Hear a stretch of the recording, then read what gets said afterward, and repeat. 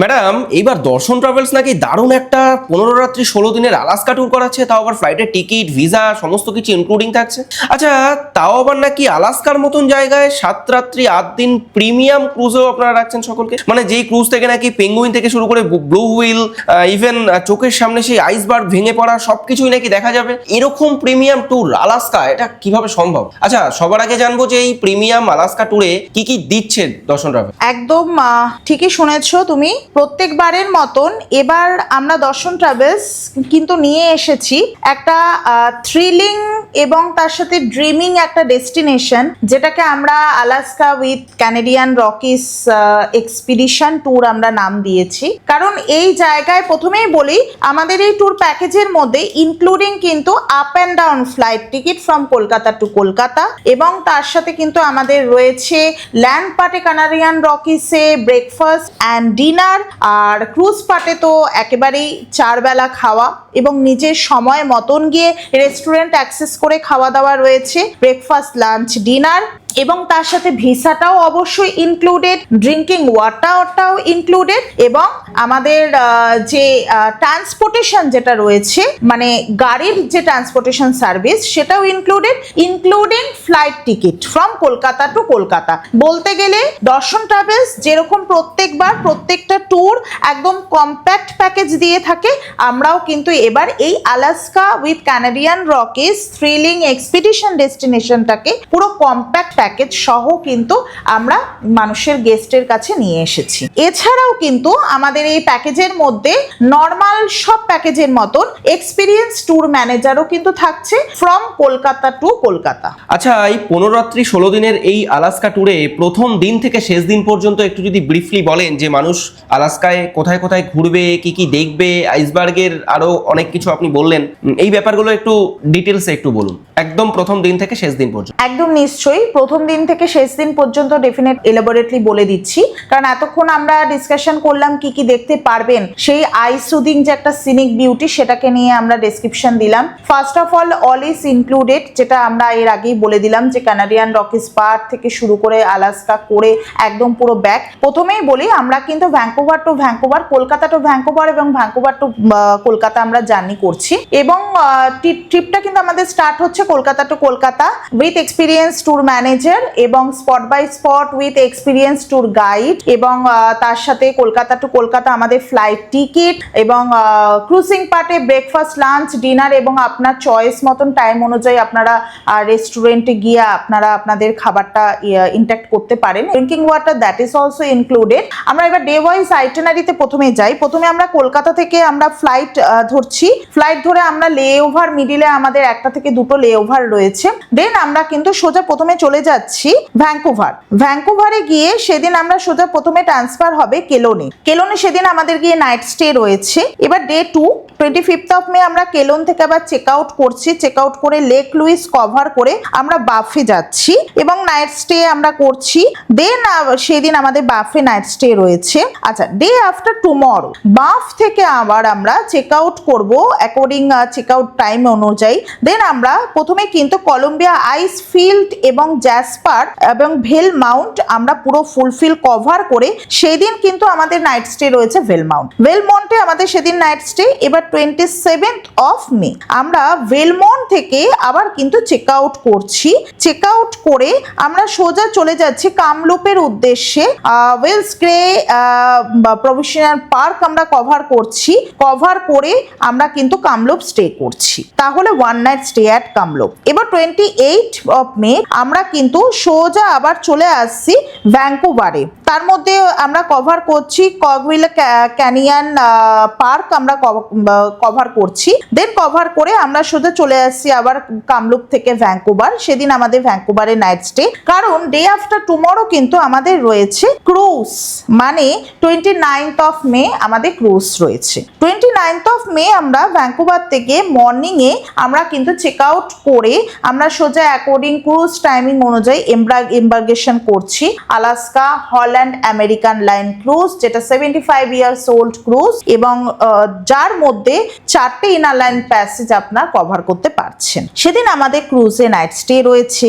30 মে আমরা করছি scenic cruising এবং ইনসাইড প্যাসেজ। শুধু আমরা এটাই কভার করছি। কভার করে সেই দিনও আমাদের অ্যাজ পার অনুযায়ী আমাদের নাইট স্টে অ্যাট ক্রুজ।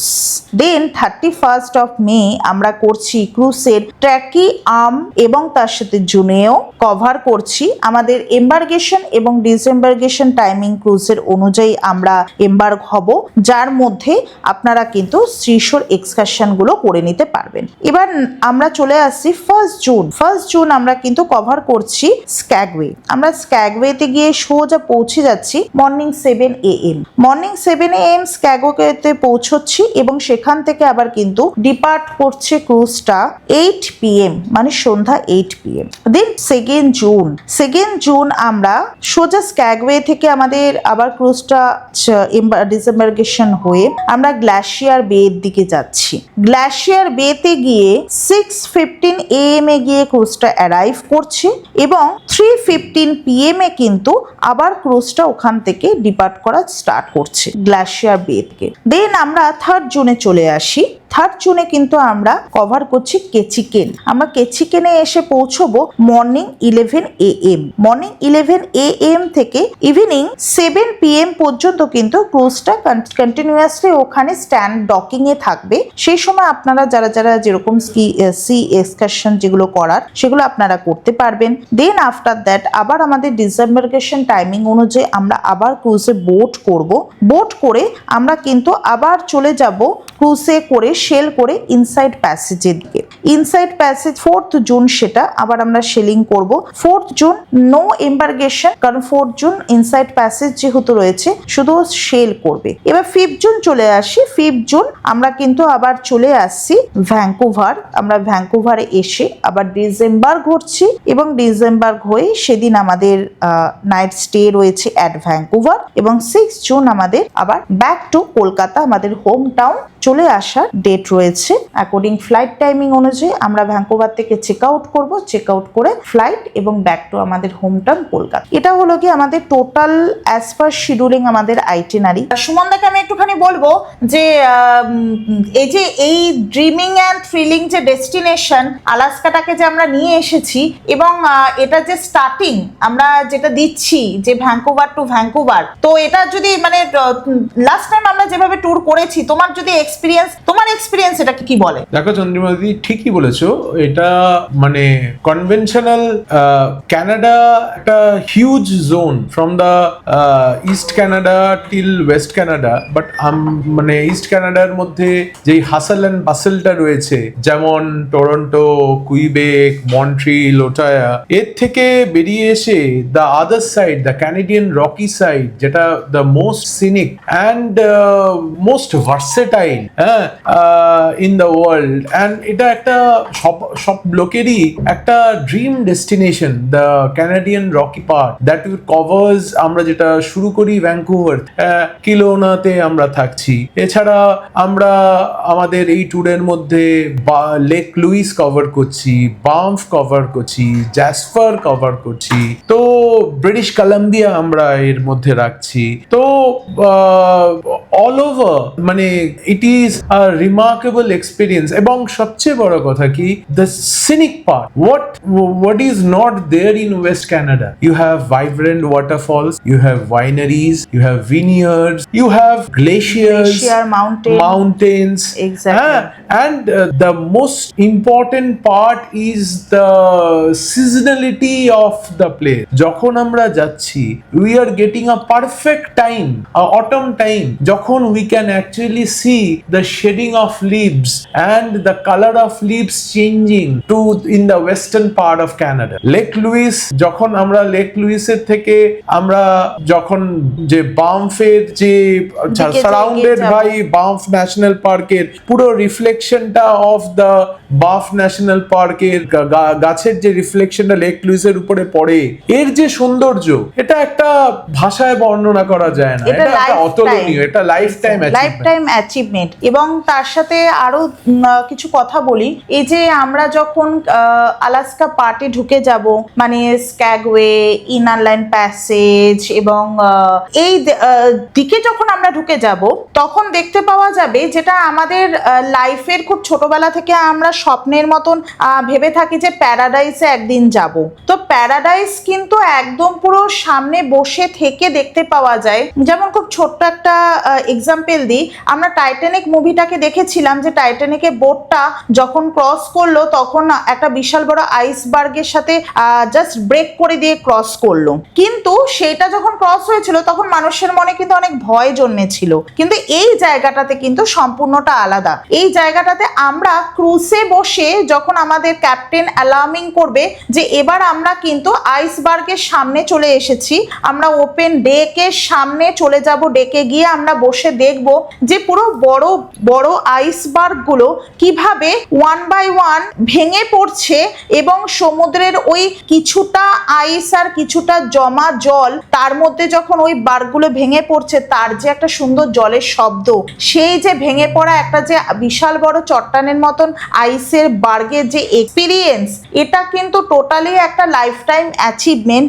যেটা কিন্তু আমরা শুধু স্বপ্নেই দেখে থাকি। এবং তার সাথে এখানে আমরা পেঙ্গুইন, তার সাথে আমরা এখানে শিল মাছ মানে সিল ফিশ আমরা যেটাকে বলে থাকি, এবং তার সাথে আমরা আরো এখানকার মানে একদম পুরো আলাস্কা পার্টে যে বিভিন্ন যে অ্যানিমালসরা রয়েছে, পোলার বিয়ার রয়েছে, এদের যে বিভিন্ন ওয়াইল্ড লাইফ যে অ্যাক্টিভিটিসটা সেটা কিন্তু কোনো মেকি নয়, সেটা সম্পূর্ণ ন্যাচারাল, যেটা আমরা সামনাসামনি গিয়ে কিন্তু এক্সপ্লোর করব, এক্সপিডিশন করব, মানে যেটাকে সামনে থেকে একদম দেখা বলা যেতে পারে। এবং ওভারঅল একটা কি, আমরা যেমন অন্যান্য ক্রুজ লাইনারে আমরা দেখেছি যে ডিউরিং দ্য ডে টাইম আমরা যখন ক্রুজ করি তখনই আমাদের বিভিন্ন এক্সকারশন থাকে, শোর এক্সকারশনস থাকে। Holland American cruise is a destination or a visitors delight in itself, যেখানে এত রকম প্রোগ্রামস শিডিউলড, অ্যাম্পি থিয়েটার্স আছে,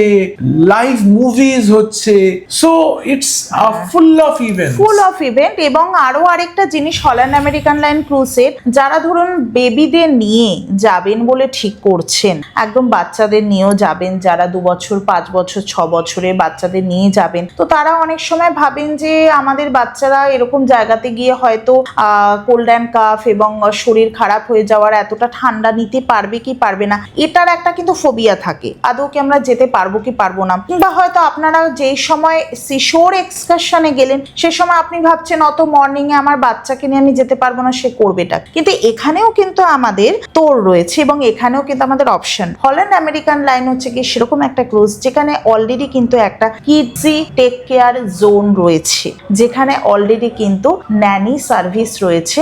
আপনারা নির্দ্বিধায় আপনাদের বাচ্চাদের সেখানে রেখে যান, আপনারা যতক্ষণ শিশোর এক্সকারশন করছেন ততক্ষণ কিন্তু সম্পূর্ণ এই ক্রুজের কিডসি জোনের তাদের পুরো সার্ভিস সেগমেন্ট থাকবে যে আপনার বাচ্চাকে টেক কেয়ার করার। তো ফলে নির্দ্বিধায় একদম পুরো নির্দ্বিধায় বাচ্চা বয়স্ক সকলে মিলে কিন্তু ট্যুরটা করতে পারবে। ক্রুজের ইনার আইটেনারি সম্বন্ধে একটু বলি।